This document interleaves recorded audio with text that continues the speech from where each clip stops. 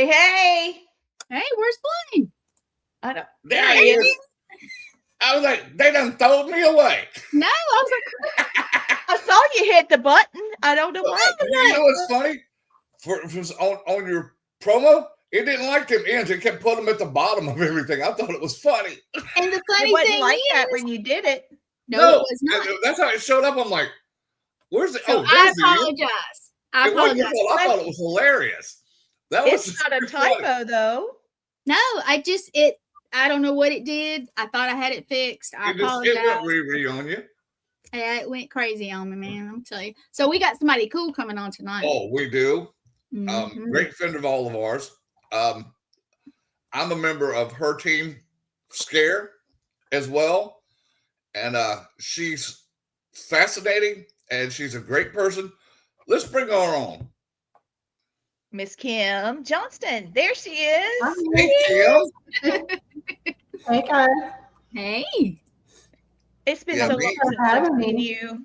I'm so happy to see you again. Kim, you know we've been friends for 20 years now. Has it been that long? 2006 when we invested the Rockford house, which you wrote Hank Blue about. Oh. Gosh, yeah. That's When did I come to Alabama and she came to the camper and we investigated till we fell asleep? What was that? We fell asleep in the camper investigating because we parked on a haunted piece of property. It was so fun. Yeah. Hey, Sammy. Maybe 2015 or so, 2014, when we did that. Hey, Sammy. I could swear it was 2006 we did We're that, headed Kim. to dinner. I could be wrong, but have dessert for me, girl. Hey, Jeremy. Hey, Jeremy. Jeremy, if you need any guests on your show, please reach out to Kim Johnston. You'll see how great she is in a minute. Mm-hmm. Your books are amazing. Oh, they are. Loved your I writing. love her books. Thank you. I've got every one of her books signed by Kim, so now I get to finally return the favor and send her one of my signed books. That's right. That's right. Yeah, we need to get the revision 2 because it's going to have some information that she'll like. Maybe get the revision 1 and the revision 2. I'll send her both versions. That's a great idea. Mm-hmm. So I've always appreciated Kim because she put me in several of her books, and I really appreciated that.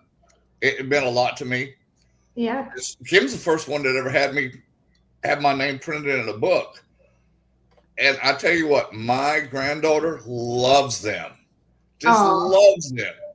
She's bought every one of your books. Oh, that's cool. I told her, I said, you need to buy Lee's books and you need to buy Kim Johnston's books. I bought your books, and when my daughter moved out, she took them. I got to get them again. It's like, where'd they go? And I was like, oh, I know where they went. Yeah. That's great.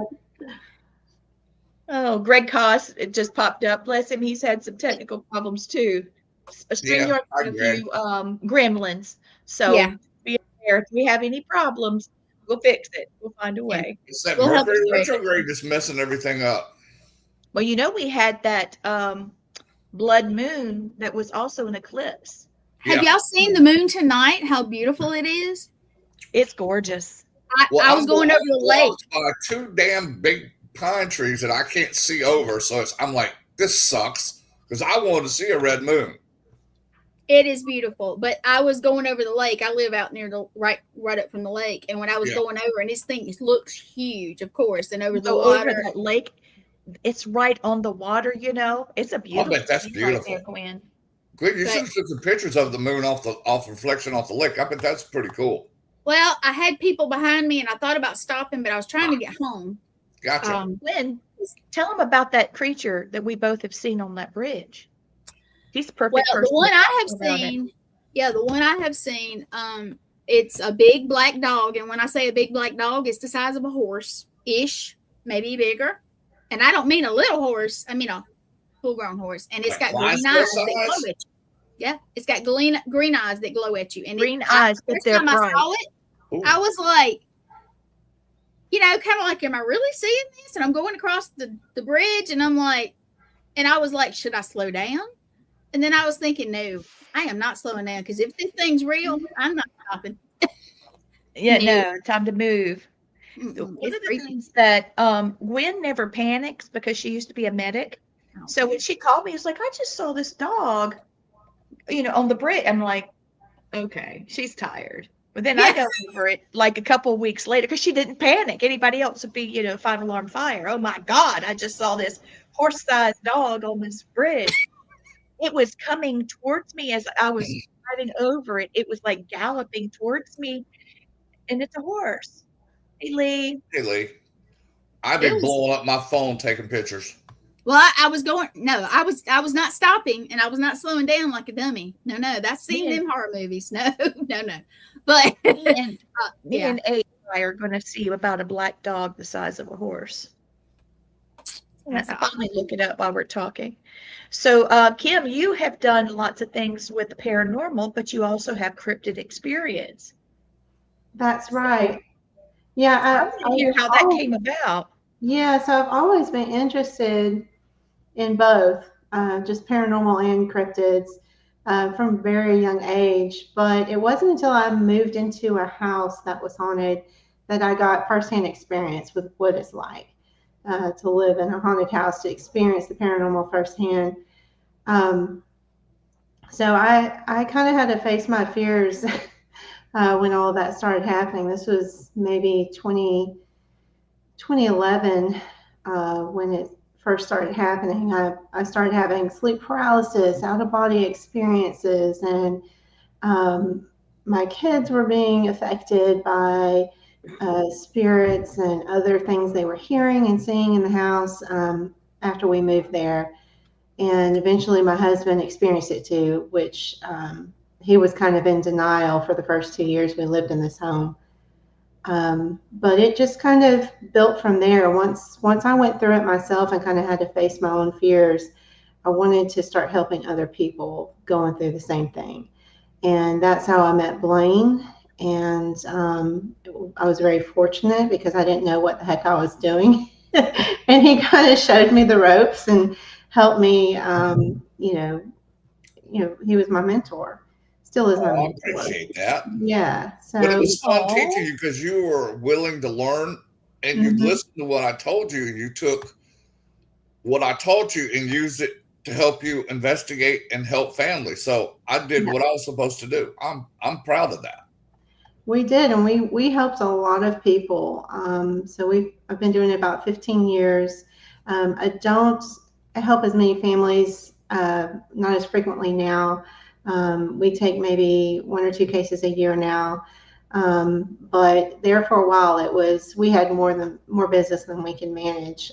We were helping a lot of folks, but it wasn't until maybe 2018 is when I really got this experience firsthand with something that I cannot explain. Maybe a cryptid, maybe an alien. Don't think it was Bigfoot. It just doesn't match. But I got this email from a potential client, and the title of the email was "My Farm Has a Portal." And I was like, okay, well, I'm intrigued. And over the course of a couple of weeks, we had phone conversations, emails, and text messages back and forth. And he was describing just so many different things.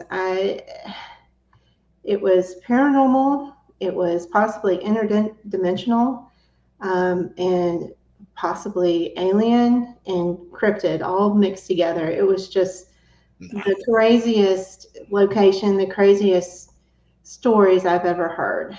And I got to experience that firsthand. And I tell you what, it changed my life. It changed how I thought about paranormal and cryptids going forward. Um, it had that kind of impact on me.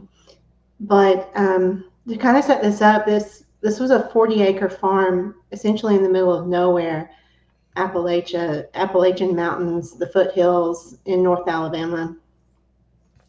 And this guy had bought this piece of property in the 1990s. He had lived there already for quite a while. It was a 1940s, just a cute little farmhouse. To make matters worse for him, about 500 feet from his front porch was an Indian burial mound. So, I mean, it's hard to tell what what activity is connected to what out there, because there's just so much going on, so much energy. It was his little house is there at the base of one of these foothills, and about halfway up this mountain, this foothill, is a cave. And this cave had been known about since at least the 1800s. There was documents showing where the Civil War soldiers would mine saltpeter from it for their gunpowder. So there's just an incredible amount of history, but it's basically in the middle of nowhere, heavily forested for most of the property, a lot of hiding spots for these entities that live out there. Some of the things that he told me before I even went were sometimes the mountain just made noises, and there was these big boulders at the base of it, and he said some nights it just sounded like 100 horses galloping across those boulders is how he described it. And he said at times it sounded like they were just about to gallop right through his house. There were tremors that would rattle his windows, sometimes coming from the mountain. He and his dog actually saw something in these tall weeds out in the pasture. He had horses out there one summer. The weeds were really tall, but he thinks it was Dogman. He only saw the top of its head. Ooh. It was had these hairy ears that were really tall. The creature itself was fairly tall.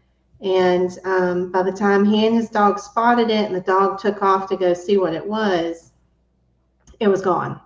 And it was way too fast to track. He didn't know where it went. But that's not the only thing. He also encountered some things that looked like Mothman. There was a winged entity that would land on the roof of his house with that tin roof, and he could hear it, and sometimes he got a glimpse of it. And the first few years of this occurring with this winged entity showing up, it was just one. And then over time, there were two, and then there were three. And it just keeps going on and on. He even saw a UFO on his back porch one night, sitting there. It was an oval-shaped craft, and it made a strange humming noise. And there were no lights to it, but he could make out the shape against the night sky, and it just flew right over his mountain behind the trees. And when I looked at the map to see where, if there were any other UFO sightings like this in his area, the map was just lit up with dots of reports. Holy moly. Yeah, so lots of UFO sightings in this area to boot. He would experience sometimes the bad smells, the odd smells, musty, almost like a dead animal kind of smell. I have smelled that myself. I think I know what he's talking about. It's pretty bad. Yeah, I've smelled that around my house recently, so I have a feeling that whatever that is, I've got them too where I live. Oh my goodness. But he has the bad smells. Some of the darker things that have happened there. This was right around the time that I was going to investigate the very first time. He found one of his cats ripped in two in his yard. Oh my God. And he couldn't explain it because, if it'd been a coyote, let's say, they would have eaten it, or you would have only found part of the cat. Yeah, you would have. But this cat was just in two pieces, but laid out together, and hadn't been eaten or gnawed on, just ripped in two. And there wasn't blood pooled around it. There wasn't blood droplets anywhere else in the yard. No tracks of coyote or anything, just his dead cat. That wasn't the only cat that met an unfortunate end. He had another one he called Tom, and he just found him like laying out he had a shelf or something in his yard, and it had its little paws wrapped around one of the posts of that piece of furniture, but it was dead, and its eyes were wide and its mouth was open, just like it had been scared to death, and no other explanation except for maybe a spot of blood on the back of his head. Oh wow! And he just thought, well, maybe it was either frightened to death. Like, it's just so bizarre. It is bizarre. But he because of that spot of blood, he thought, okay, if someone shot it, I need to know. So what he did is he took that cat and he cremated it on his property, and it was taking a while. So and the sun was going down, so he threw a metal barrel over it and a heavy rock on top of it to hold that barrel in place. And he was going to come back very next day with his metal detector and check and see if he could find a bullet. Well, when he got back the next day, that barrel had been knocked over. The rock had been thrown about 30 feet from the site of the fire, and there was no remains to be found of the cat. Oh, so goodness. It's almost like whatever. And when he left the night before, it was already pretty much just a few bones left, right? Mm-hmm. And everything else had been disintegrated or burned to ash. And but he's like, whatever that was that knocked that barrel over and took the remains of the cat, it's almost like they didn't want him to find whatever caused that spot of blood on the back of that cat. Yeah. So just very bizarre. Another thing that happens there, and it happened to not just him, but a neighbor that visited him as well, was the passenger side door of the car you're sitting in or driving up the driveway will just be snatched open and flung open. And this has happened when people were driving in the driveway. This has happened to him when he was just sitting in his truck in front of the house. Something will just snatch the passenger door open. And he says you can't see it, but you can hear it. There's like a rustling, there's like a wind, there's a motion to it, whatever this is. It is a Native American spirit, Kim. And that would not be surprising. Yeah. That would not be surprising, considering that the burial ground is right there. Well, especially where he is up in North Alabama. Mm-hmm. The Trail of Tears, a lot of Cherokees from South Alabama went up in the hills to get away from the Trail of Tears. Yeah, that would be spot on. Wow. So there's just a lot going on when we went into this case. I wasn't overly concerned because up to this point, I guess I've been investigating maybe 7, 8 years. By that point, nothing had really scared me. I had mostly, positive experiences in my investigations. I was concerned because I didn't like the idea of something harming the cats. No, me either. Yeah. Right. But this didn't feel, any more negative or out of the ordinary than what I had already handled. And Blaine knows that we have handled some pretty severe cases. So, do you remember when we were at that little cemetery in Shelby County by the old schoolhouse, where that winged creature come out of the graveyard at us? I don't. Yeah, I think I had to protect you from it because. Is that the one that you made us leave? Yeah, I was like, we gotta leave now because this thing is not happy. Yes. And it was huge. Yeah. I'm like, it's time to go. Yes, I do remember that. Protect y'all to a certain extent when it gets physical. Right. It's something you can't shoot at. Yeah. No. It was huge. And I was like, it's coming deal and make your bullets out of Sorry. salt, shotgun salt. Yeah. Well, we both were carrying pistols at the time, so. Oh yeah.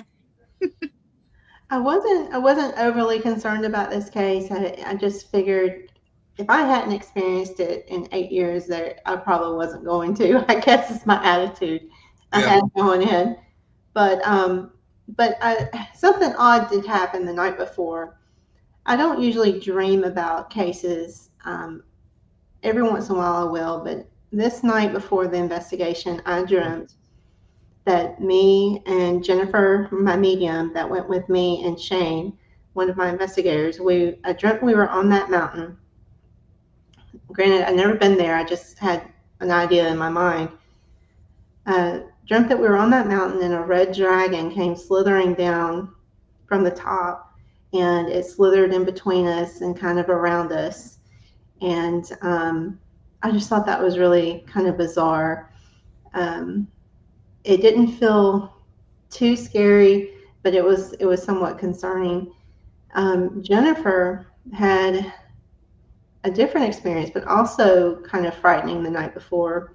She was woken up by, because she's a medium, she felt a presence in her home, and it was not good. And her first thought was, how did it get past all of my safeguards that I have put up, all the protection I have around my home? And it was this child, this little girl with black eyes staring at her, really close to her face. And her first thought was just like, how'd you get in here? And you have to leave. Is that the same Jennifer I know? Yes. Okay. And yeah. So she was like, that was unnerving. She thought she was protected, and here this thing is breaching her protection coming through. Sounded like she needed one more layer of protection. Yeah. So we both had Or it came in with her. Yeah. You know what I mean? It may have come in attached to her some kind of way, because that's happened to me. Right. And that's very possible, because she's still fairly new at doing this, so she don't know all the way. She's getting better. She knows a lot of stuff, but there's stuff that I still have to go, oh shit, I need to do this. Or I need to call upon this spirit guide, or I need to call upon this tribe for a little bit extra protection. Because I don't know if you watched my episode of Monster Quest. Not yet, no. Oh, okay. It's awesome. I am on episode 2 this season. Lee's on episode 5 and Gwen's on episode 6. Okay. The thing I had to deal with in Iraq, I can say it now, it was a jinn, because my episodes aired like 19 times already, so most people have seen it. I won't give you the whole story of it because I want you to watch it. I think you'll enjoy it. I think I did okay. You did more than okay. You did great. You really did. But that was one thing that I had never faced before. It's like, okay, I can deal with spirits, with malevolent spirits, but when you have a cryptid like a jinn come after you, that's a whole different ballgame. Yes, it is. And it changes. It rocked my world. It changed my perspective when I encountered mine. And this place, even just driving there, like everything was fine until we got about 10 minutes from the place. Jennifer was riding with me. She was so sick, so nauseous. And it was just getting worse and worse the closer we got. And then I became disoriented. I was using GPS. I was driving, but I took a turn I wasn't supposed to take. And I was just lost in the middle of this dark woods on a dirt road and nowhere all of a sudden. And me and Jennifer were just like, how did that happen? Like, how did we get here? And so that was bizarre, but we did end up making it to the farm safely. And the first several hours we were there, I was totally fine. We had so much fun. It was December. It wasn't too cold and it wasn't hot. Nice. And we were just having the best time. You know how it is when you get together with your friends, you don't get to see very often. I know. and we were just cutting up and talking and, doing our work too. We're investigating and, but we were just having the time of our lives and, exploring this house and exploring this mountainside and checking out this cave. We couldn't go inside the cave because it's just like a 40-foot drop. But the entrance is, but it goes really far back, and there's lots of people that have explored it, with the right equipment. But as we were doing we did a spirit box session on the front porch of this old house. And one of the questions I asked was, what's in that cave? What's coming out of that cave? Is, what's bothering us here or bothering the client here? And the immediate response was Satan. And I was like, oh. I just kind of cringed because the client was standing there listening to it too. And I just hate for people to latch on to something like that and be even more afraid than they were. Well, we know we've had false people that say they're Satans, especially at the Rockford House. Yeah. So and of course, that's what I think. So I'm just, well, this is just them trying to scare us or whatever. Mm-hmm. So we do our investigation. We climb that mountain. We're doing some tree knocks and other things. We even had a friend of mine who's a Bigfoot hunter, Bigfoot Bob, with us just to make sure that, to look for any signs or listen for any evidence that it could be Bigfoot, because we didn't know what it could be. But that's not what we were picking up on. And it was really kind of quiet, to be honest. And we were wrapping up, and it was towards that end of the night. I decided, or someone asked me to light a stick of sage and just to make an offering to our native ancestors. Awesome. I taught you well. Yeah. So I lit that stick of sage. I'm standing in front of the house, kind of to the side, and I get it smoking really good. And I take a step towards the side yard, which is, next to the woods, and, it just goes uphill from there. And as soon as I took that first step with that stick of sage, and I'm standing there by myself, I heard this clicking, clanking noise that was unnatural, that did not belong in the woods, that I could tell. And it shot out like a beam of energy into my chest. I don't know how else to explain it. It hit me in the chest, center of the chest, and I immediately froze. And I was full of terror. I bet so. Yes. I can't explain it. But my first reaction, besides the terror, the reaction to the noise was, am I hearing glass bottles clanking together? And I'm like, no, that can't be right. We're in the woods. That doesn't make sense. But that was my first thought. My second thought was, okay, well, maybe it's a chain. Maybe somebody's in the woods and has a chain and it's running across something metal, like a chain running across metal, or a fence. Maybe there's a fence. I kept thinking, maybe we're going to find this, But I was completely frozen, and that's when Bigfoot Bob, my friend, walked up next to me. He's like, "Are you okay?"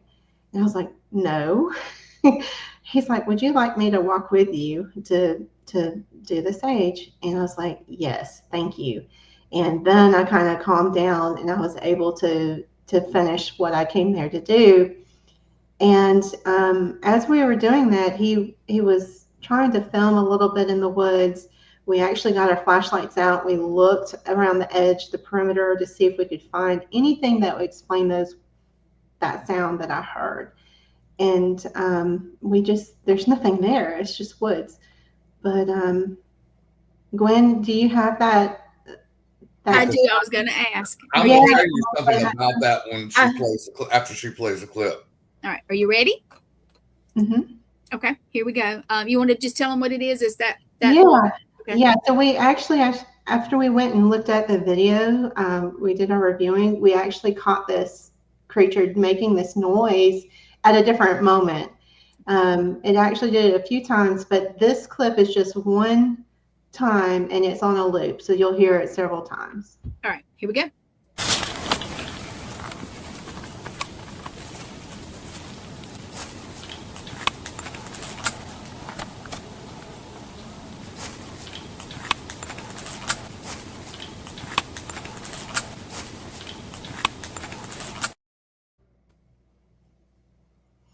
So that one was kind of distant.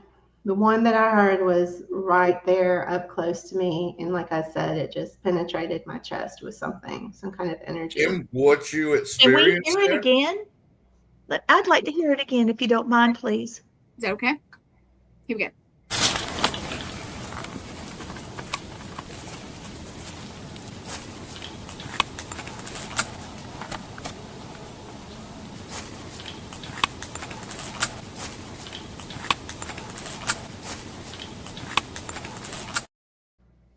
I saw a foot. Did you I see did too.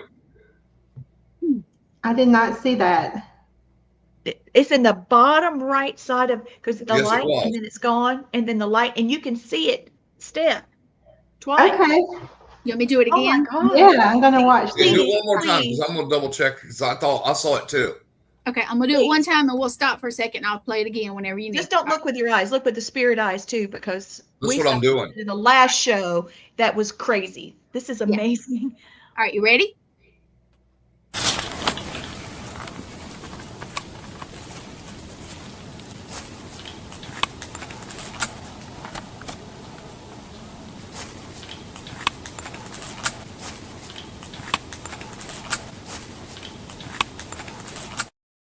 There it is.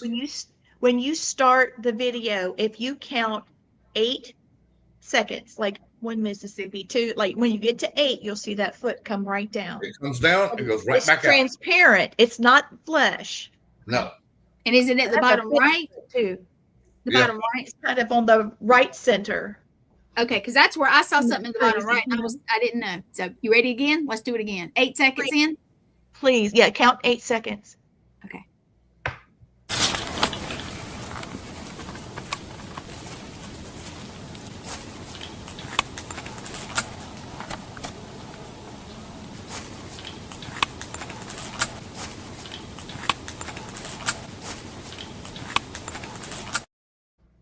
Oh yeah, it's there. See the shin, the ankle, and the foot step Mhm. down. And I that think was I saw it. definitely, Now, that Kim, was in, what you were experiencing with that loud clicking noise thank you, Mhm. Christy. was She saw it too. in Appalachian lore. You know, like in Louisiana, they put bottles on trees. In the Appalachian Mountains, they tap bottles to keep away spirits. You were hearing Appalachian spirits tapping bottles to warn you about the spirits that are there. I'm like, that's Okay. Holy pretty cool. shit. You're right, Yeah. Elaine. Now that's a new theory I have not heard. You might be right. Well, I know It did a look lot like of a weird human little foot stupid leg, but facts, and I'm a it was history so big. buff, so It was such a that's big foot, pretty so cool, I don't Kim. know if it was human, unless And it I was can hear Bill's that. big ass foot. Yeah. Blaine has a size 13 shoe. It's Yeah, like, I you know, just foot on it. teleported up there and had to mess with Kim and Jennifer and Shane. Yeah. Oh Lord. That's pretty good, Kim. You didn't Yeah. even know you had that. Yeah. Yeah. Hey, Tracy It, was girl. right. She said if you blink, you'll miss it. And I was You'll trying to definitely listen miss it to because it. it is fast. I mean, That quick. is so cool. That's pretty cool, Wow. Kim. yeah. You got a gold mine there. That's Yeah. something. Yeah, you do. That's like the Holy Grail kind of thing that people try to get. If you ever get to go back up there, let me know because I'd love to go with you.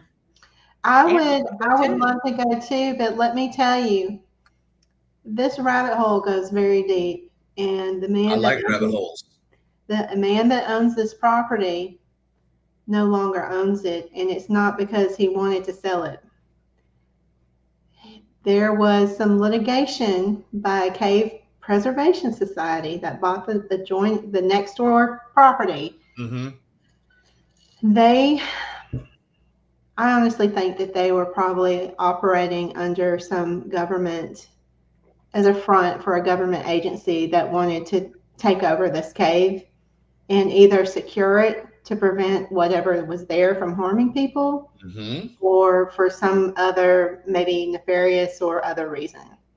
But he started being harassed. There were men in black that just showed up one day. He was there. He was fixing a fence, and he didn't hear them come up his driveway or nothing. He just turned around, and there was the blacked out SUV and the strange men in suits and sunglasses. And they were harassing him about all kinds of things. And he got tired of that. They had the black helicopter circling above. Oh my God. Intimidating him over this property and this dispute about this cave. He was sued. They wanted the access to that cave, and they were disputing the property line. They were saying that it was on their side of the property when it wasn't.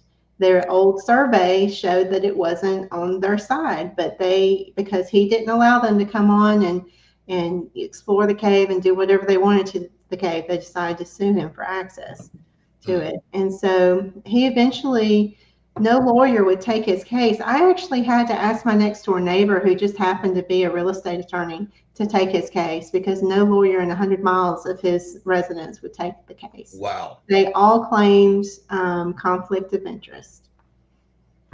And so I know all of this is true because I lived it with him. Yeah. And I helped him with all this. And he eventually just decided to split the property. He sold off half of it to the Cave Preservation Society, and eventually he sold the other half as well and just said, I'm done with it. But it's just insane. Just a lot that he had to deal with. And, you know, his whole thing about having us come, he just wanted to know, he never wanted anyone to purchase the property and be harmed. That was his main concern. Sure. And he was trying his best to either get the property blessed, get these problems taken care of, or, you know, or for us to just tell him, don't ever sell it because it's bad. You know, he just needed some kind of answer. And, but that's how it unfortunately ended. And that was just a few years ago that all of this happened, maybe about 3 years ago. I hate to hear that. I do too.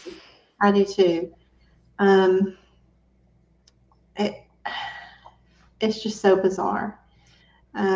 It doesn't surprise me when the secret squirrels start showing up. If they want some, most of the time they'll try to fight it with them in the domain and just take it anyway. Yeah. There's something in that cave, like you said, they don't want out, or there's something in the cave that they want. Right. There's either some kind of gemstones in there, there's some kind of minerals they want. They don't care about preserving that cave. They want what's inside of it. So they just use the cave society, and put on their side where, okay, we'll preserve it. And I'm guessing that the cave society probably gave them permission to do what the hell they want. That's sad to hear. Yeah, it is sad. I don't fully understand it, but that's how it ended. So over the years, I have Amen, Blaine. Amen. Yeah, I have sent that clip to several people I've talked to over the years, and, you know, just for their input about what kind of creature entity did they think that it was. I've heard everything that from like a predator type alien makes a clicking noise, and they also have cloaking abilities. I've heard that mantids or mantis type aliens click. I've heard that skinwalkers and rakes can click too. Yeah. Little gray aliens.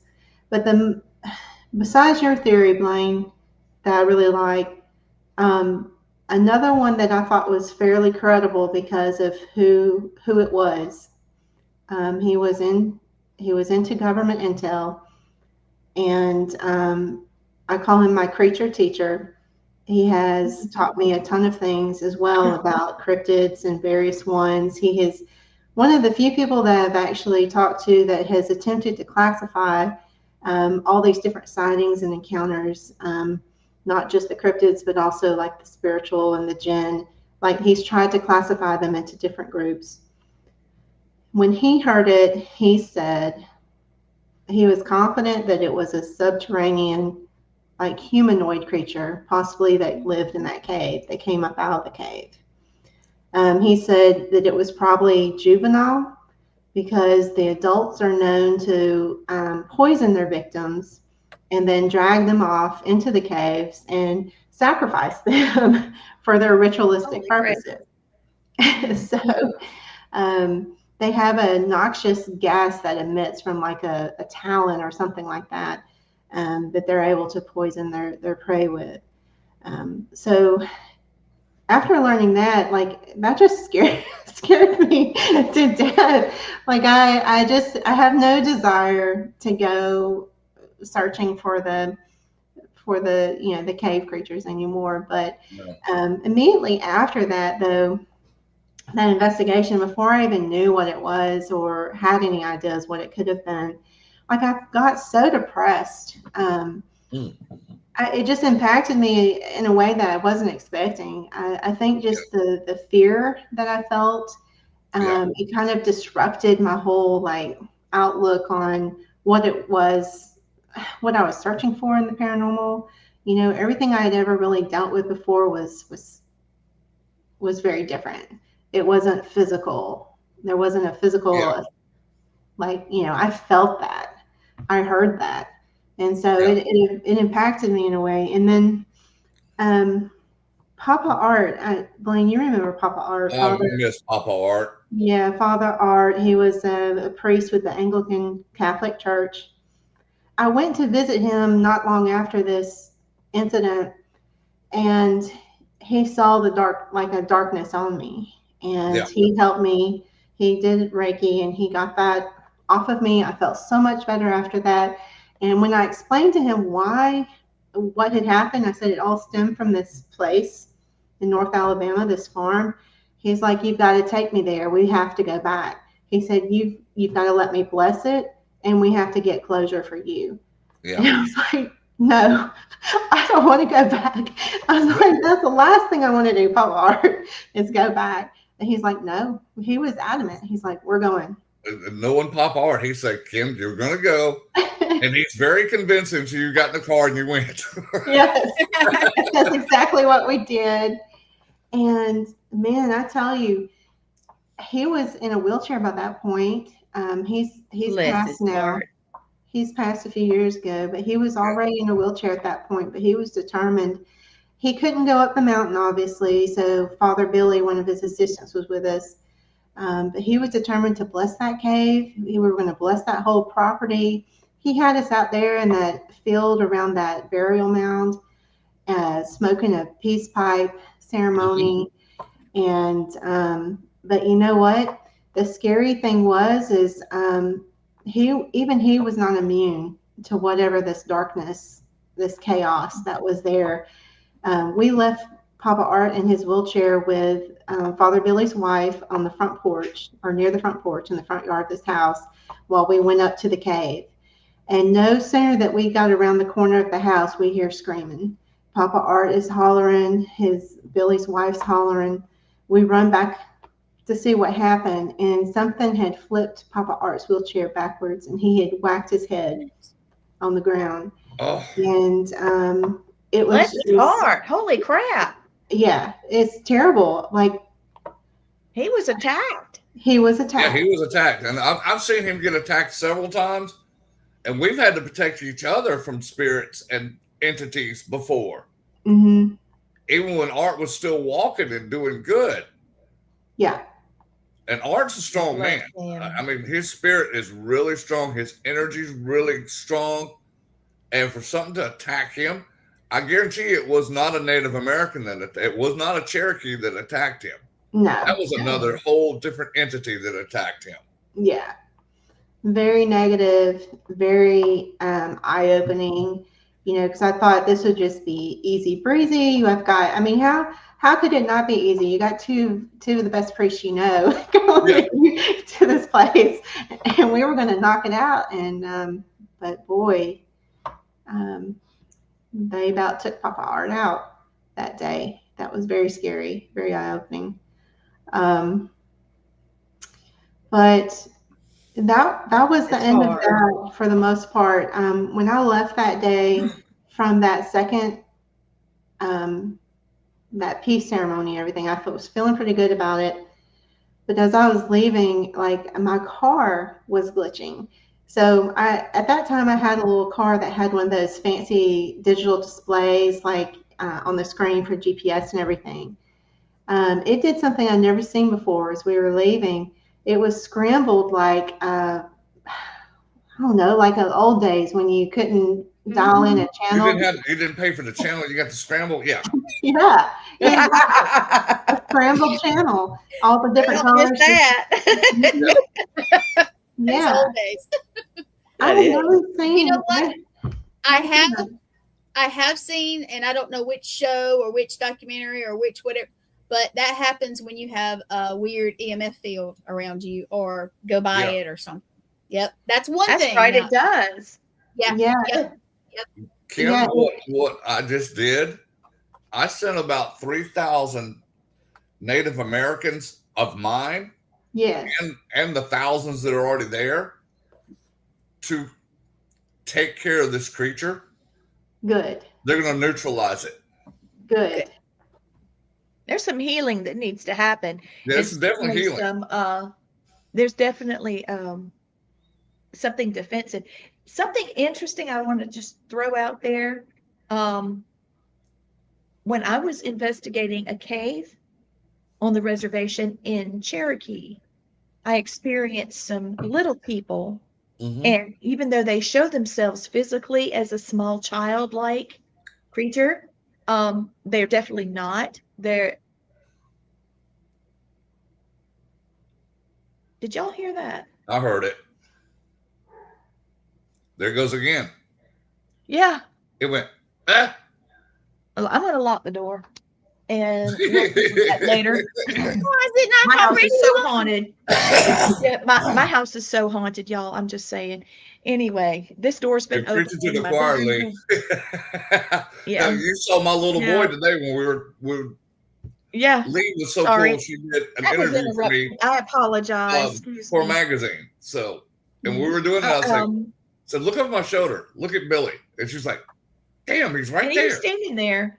So Christy saw it too, heard it too. Yeah. Anyway, I don't know what it was, but the whole door was going like that. Anyway, back to this. Usually when I talk about little people, something funky happens. That might have been a cat or something. I'm not going to claim that. But anyway, my point is we got a video. We went up to the cave and we were doing our ghost hunting. My kids were with me because I wanted them to experience something that was so powerful, that was such a big part of our culture. And the intelligence of these beings was just off the charts.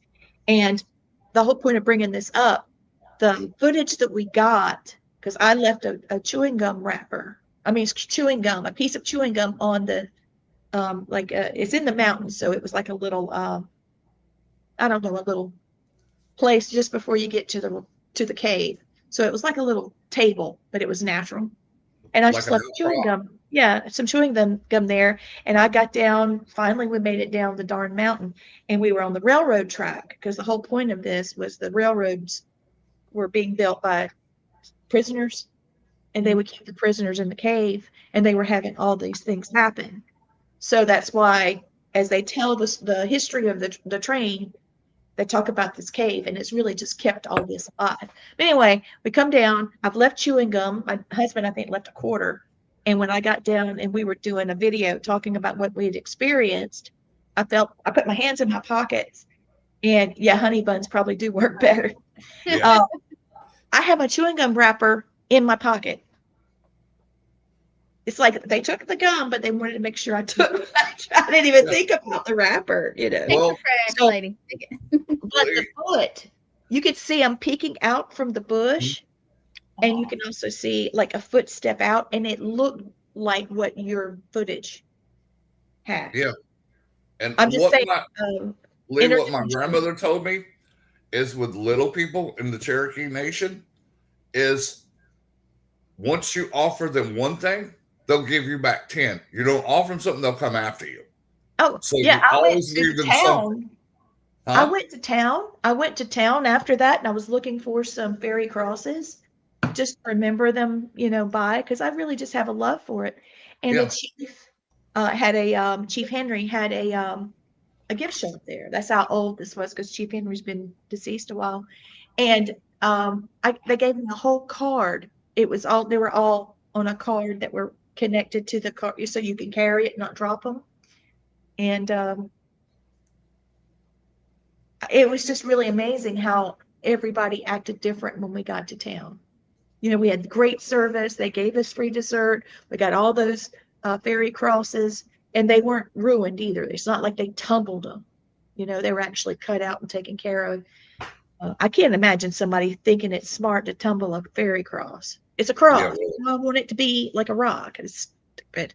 But anyway, I really feel like it would have gone differently if we had been disrespectful, or if there was something there that didn't understand our purpose. Because those prisoners had a very different experience in that cave than we did.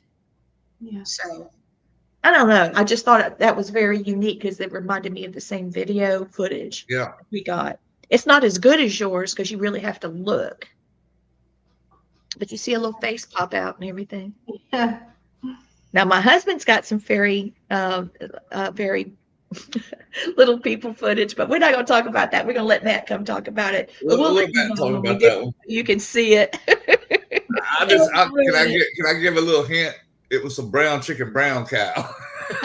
As Gwen says, brown chicken, yes, brown and cow. I was standing right there, and I was like, yeah, I know. I was sitting there looking at we were standing right there, and Matt took the pictures and came back to the museum, and we were like, we're telling them.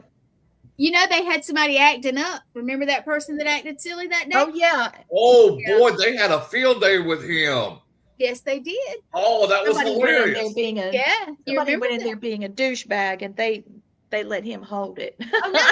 No. They were making him like a teenager, like giddy. He was being silly. It was so cute. That's what I mean. After that, he had a bad night. He shouldn't have been so silly. Hey, Kimmy. Hey, Kimmy. I'm going to pop up. Say it fast 3 times. Say what fast 3 brown times? Chicken, brown cow, brown chicken, brown brown chicken, brown cow, brown chicken, brown cow, brown chicken, brown cow. There you go, 3 times. Didn't think I could do it, did you, Christy? I wanted to pop this up real quick for you, Kim. This is the powwow for the tribe that the 3 of us are in, May 2nd. Okay. And it's at the Haygood Mill Historic Site in Pickens. And look at his feathers he got. I love it. I got to do something to mine, Blaine. I'm going to need your advice. Okay, no problem. I ordered. This is the first time in my whole life I've got to order my regalia for a powwow. I've got some red suede leather pants. I've got some moccasin boots that are high topped. High heels. That's cute. High heels. He's gonna strut to high heels with his pierced belly button. Hold on, I'll show you. That's what Blaine's so bad tonight. That's the boots I got for the powwow. Oh, I like those. Aren't they nice? They're a pain in the buttocks to put on, but once you get them on, they're comfortable. And I ordered 2 ribbon shirts. Hi, Nancy. Hey, Nancy. Thanks for being here. Yeah, we appreciate it. The reason why I brought all this up is because we have access to the petroglyphs that are on site after the powwow. It's a closed opportunity for us to be able to investigate the museum, those very old artifacts in there, and then the petroglyphs, and then the cabins that the brown chicken, brown cow was going on in. That cabin was so active the whole night. It'd be great. That sounds amazing. That sounds amazing. So, you guys, before we go, can we show off Kim's books? Yes, please. God, is it that time? We got. I just looked up and it was. Yeah. We got 4 minutes. Yeah, And we well, didn't even get to talk about the CE5. you'll just have to come back. You're I gonna have always to have to have her back. back, so we got another show with it. I love it. All right. Yeah. So Kim, when I pop them up, why don't you tell everybody? Because I can't really tell. I don't know which order they're in. The Rockford haunting. Yeah, so this is the true story of the very first case Blaine and I ever worked together with on, and we found out after the fact that a serial killer had lived next door to this house this poor lady was being haunted in, and he was known as the voodoo preacher. So that the rabbit hole on that one goes very deep as well. So very, very interesting story. All right. Yeah, and that's the part 2. That's part 2. And it's the same. Same story. It's just Yeah. a continuation of the story because there was so much to tell. Yeah. Okay. Gotcha. All right. And don't know which order these came in, guys. I'm so sorry. Yeah, this is a collection of stories that Shane, my investigator Shane, and I worked on for the History Press, all about Talladega County, Alabama. All right. And this one also just a collection of Alabama stories and hauntings. All 4 great books. Y'all I'll go have to check them out. Kim, they're still on Amazon, right? They are. Yeah. That's Go where to I got Amazon and buy her books. Yes. I mean, I've read every one of them, and I'm just honored she put me in like with 3 of those. Thank you. But But this was amazing. Oh, Christy, you don't even know the half the fact with that idiot, the voodoo preacher. Kimmy's in St. Clair County, Alabama. Oh, that's I not didn't far know from that, me. Kimmy. No. That's not far from me at all. Yeah, you're just north of me. I'm in Wetumpka. I can't say that word. I don't care how many times I try. I can't. Hey, y'all can't tell me I'm not Indian. I live in Cherokee Estate. I live on Shawnee Drive. I live in a Native American town called Wetumpka. All I know is that you're near Montgomery. I can't say it right. Montgomery. We just call it Monkey Town. So, Well, when I flew in, Blaine was like, "Don't fly into Montgomery." don't fly into Montgomery because you might get shot. Honestly, I don't drive into Montgomery without my pistol no more. Well, I was being picked up, so it wasn't like I had to get a rental car or Uber. You're okay because you were just at the airport. If you went outside that gate airport, down. Yeah. They just had a shooting there like 2 days ago. Oh my God. Well, when I came in, I got to say that it was a small airport, but I got in. It's a little regional airport. Everything comes out of Atlanta or Dallas or Charlotte. So no Charlotte. I hate Charlotte.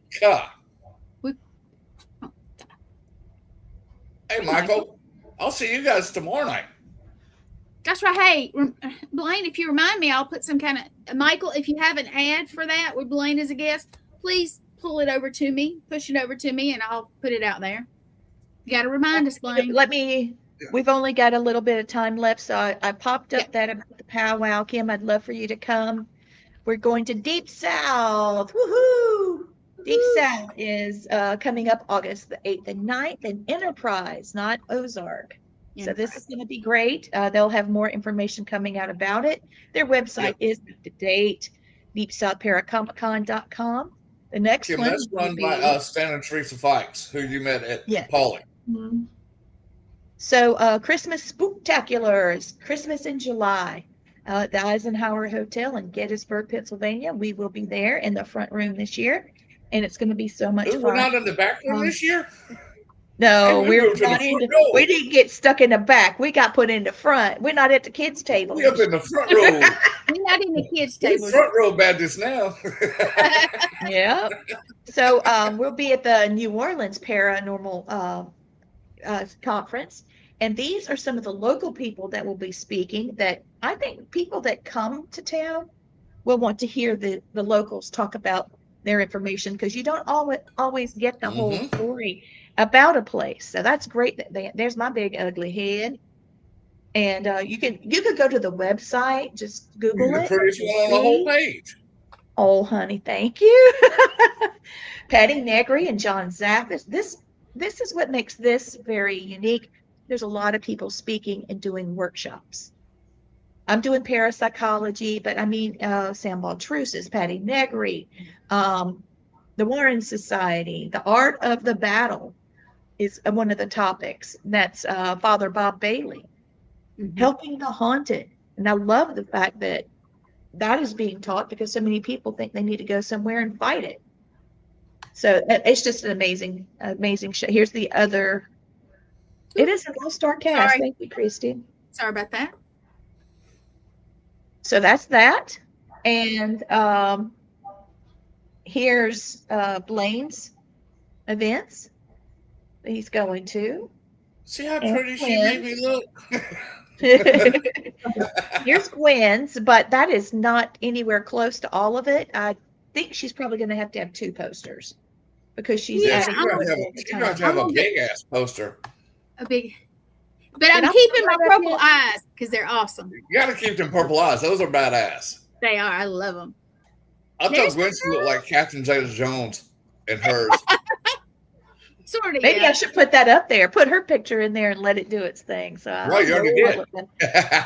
Okay, yeah. So here is our list of what's coming up. We just finished with Ms. Johnston, and we've got JC Crowgirl on Family Spirit on Monday the 9th. And then we'll have a very special story that will involve my husband, me, and Blaine, and Debbie Cribb, and her son. I don't want to give any of it away, but that'll be amazing. Week. So we've got a lot coming up. I want to see my eyes purple too, Nancy. I do. We're going to get some contacts and make that happen, you know. We're just going to get her a purple magic marker and just mark her eyes purple. There you go. Oh, well, we do have tomorrow night also, for you guys who've not seen, we've only done one. Our last guest was, Lee, tell them who our last guest was for Haunted Sisters. Haunted Sister Diaries. Our last guest was Mr. John Zaffis. And we have more people coming in. Tell them who's tomorrow night. Tomorrow night is Mr. Kevin Ott from Haunted, no. Help me. He's with Haunted Discovery. Haunted Discovery. Yeah, that's Thursday. With Brandon Alvis. Yeah, we do it on Thursday. Thursday. Today somewhere. Yeah, my days are made. Y'all, feature. We don't do it every Thursday, but we're going to do more. But Kevin Ott is a cast member on Haunted Discoveries. You can see all of their shows on Haunt TV, and they're doing a great job. They also have a YouTube channel that you can catch it. But I was on Family Spirits with them, and my mother was on it. That was the last time we were able to film together. And Kevin Ott and Brandon Alvis and Mustafa Gadalori make up that whole team. There's some new people that I've got to get the skinny on. I want to know who they are because the lady they added, she just adds something special. She really does. She's kind of quirky and intelligent, but bubbly. And I can't wait to meet her actually. But he's going to be on the show. And he also is a diver. And Gwen has a lot of experience diving. She's actually certified. So, and I have always wanted to investigate underwater. So I we'll talk a bit about that. That would be fun. Yeah, I got to get recertified because it's been a while. After I hurt my shoulder, I couldn't. So I kind of dropped it, you guys. Well, that's it. That's all I want to Hold on 1 second. Just letting you know, your mom's here. She's playing with my hair like she was earlier today. That's how her mom always greeted me when she saw me. She always loved playing with my hair. She said, I just want to sit him down and just braid his hair. Just want to braid his hair. Just braid his hair. Her little You're going to braid my hair for the powwow. Yeah, that'd be cool. We're getting background voices, y'all. All right, guys. Well, I know hours up. Yep. I'm going to play this one thing and then we'll close out, Gwen, if that's all right. I'd like to do our mission statement for Family Spirit or All Access Network. And then please close us out, okay? Okay. Thank you, love.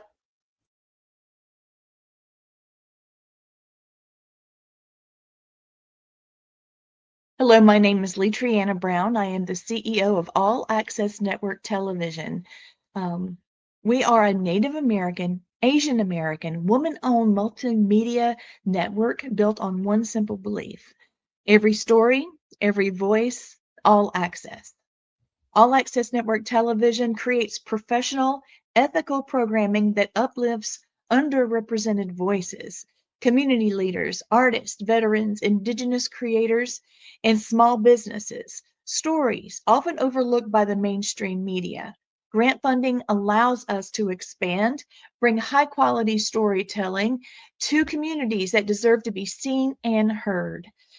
This support directly strengthens the representation, preserves the culture, and builds a long-term community impact.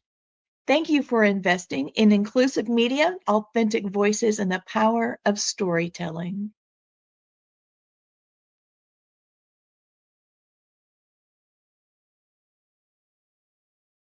Takes me a while to figure out where the button is. Go ahead. What you need, Glenn? Thank you guys for watching us tonight. You had 1,000 choices what your entertainment was. You watched us. Thank you. It means the world to us. It does. Yes, it does. Take us away, Gwen. Take us away. And thank you, Kim, for coming on. Hey, before we got, we didn't have to do a disclaimer one time tonight. You did good, Glenn. Last night we had it rolling and rolling and rolling. It was rolling. It was rolling. All right.